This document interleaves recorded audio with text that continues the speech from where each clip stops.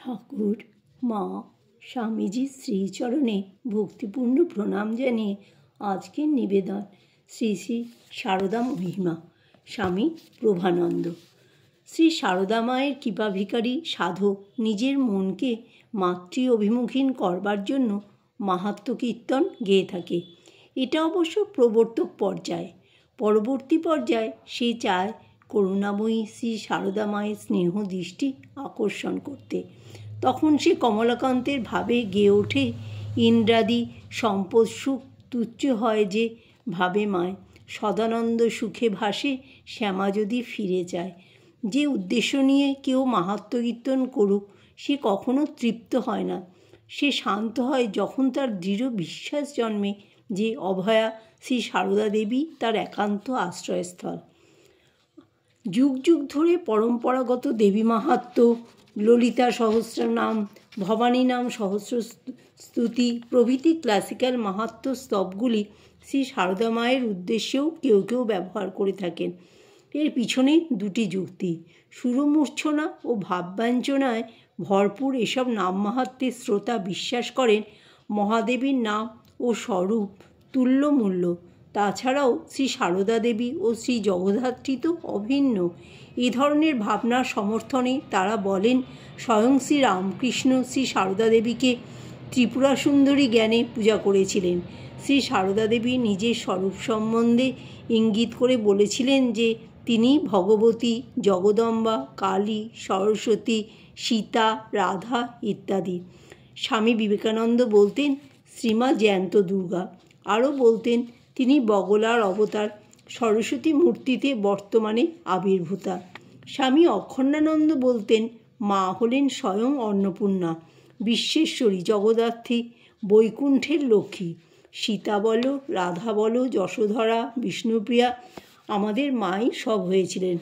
মঠে আরতির সময় মায়ের উদ্দেশ্যে চণ্ডী থেকে সর্বমঙ্গল মঙ্গলের স্তব গাওয়া হয়। ললিতা সহস্র নামে মহাদেবীর একটি নাম সরস্বতী, এদিকে শ্রী মায়ের নাম সারদা। স্বয়ং রামকৃষ্ণ বলতেন ও সারদা সরস্বতী জ্ঞান দিতে এসেছে। নামাবলীর সহস্রতমটি হচ্ছে ও ললিতাকাম্বয়ী নম। এটি শুনে মনে হয় শ্রী সারদা দেবীর অতি সুন্দর জগৎমাতৃত্বের লীলারই ইঙ্গিত বহন করছে।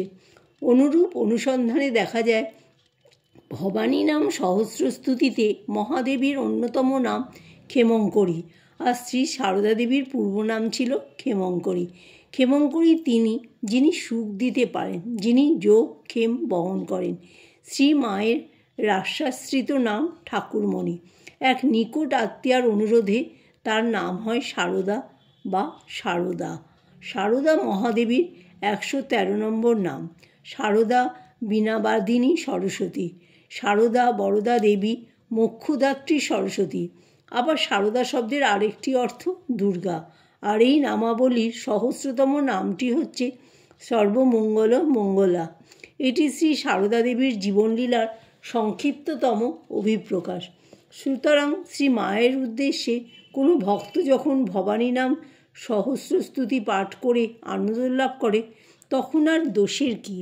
এই ধরনের পরম্পরাগত স্তব স্তোত্র নাম মাহাত্ম্যের ভাবভঙ্গিমার কাঠামো অনুকরণ করে, কোথাও বা সামান্য হেরফের করে, গতানুগতিকতা আশ্রয় করে অপরূপা সারদা দেবীর চরিত্র মহিমা অঙ্কন করতে অধিকাংশ ব্যক্তিই ব্যর্থ হয়েছেন।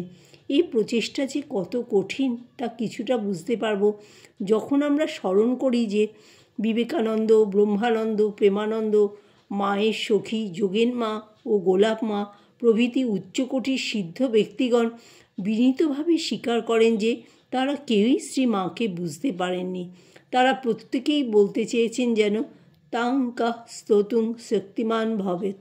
তৎসত্ত্বেও যোগ্যতা, অধিকার ইত্যাদি প্রশ্ন তুচ্ছ করে অগণিত ভক্ত, কবি, গায়ক, সাধক শ্রী সারদা দেবীর মাহাত্ম্য গানে মেতে উঠেছেন। তার কারণ নামই এবং তার নামের প্রতি ভক্ত মাত্রেরই তীব্র টান। স্বামী নির্বেদানন্দ বলেছেন যে শ্রী রামকৃষ্ণ ও শ্রী সারদা দেবীর জীবনধারা চিরাচরিত হিন্দু বিশ্বাসের নির্দিষ্ট ছাঁচে গড়া। তিনি ব্যাখ্যা করে বলেছেন, হিন্দু শাস্ত্রোক্ত অদ্বৈত মতে বিশ্বের চরম সত্য ব্রহ্ম নিজ মায়া অবলম্বনে পরা এবং অপরা প্রকৃতি নামধেয় পরস্পরের পূরক দুইটি বিভিন্ন গুণ বিশিষ্ট ঈশ্বররূপে প্রতিভাত হন। দুইটি আদি মূল সত্তায় বিভক্ত একই ঈশ্বরের এই দ্বিতাভাস হিন্দু পুরাণে পরস্পরের পূরক দুইটি বিভিন্ন দেবতা শিব ও শক্তিরূপে বর্ণিত হইয়াছে।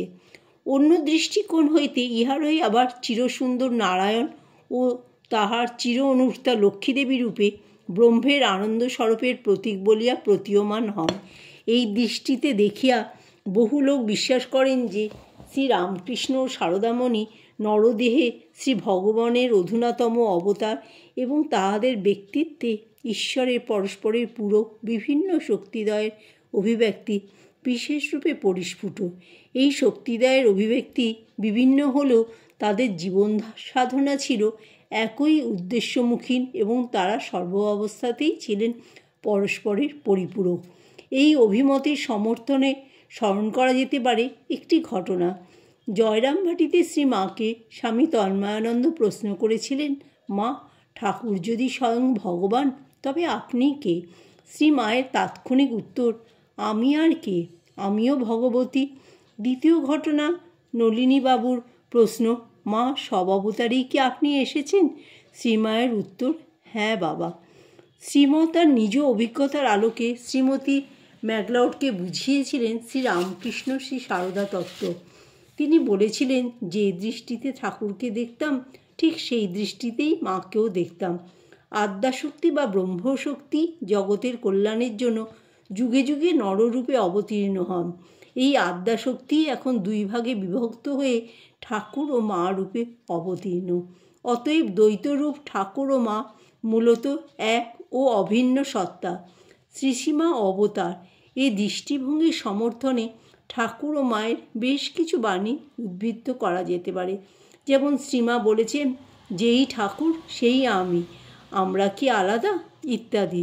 তেমনি শ্রী রামকৃষ্ণও বলেছেন, ও আমার শক্তি, আমরা জানি শক্তি ও শক্তিমান অভেদ। সুতরাং শ্রীরামকৃষ্ণ ও শ্রী সারদা অভিন্ন সত্তা। জয় মা সারদা।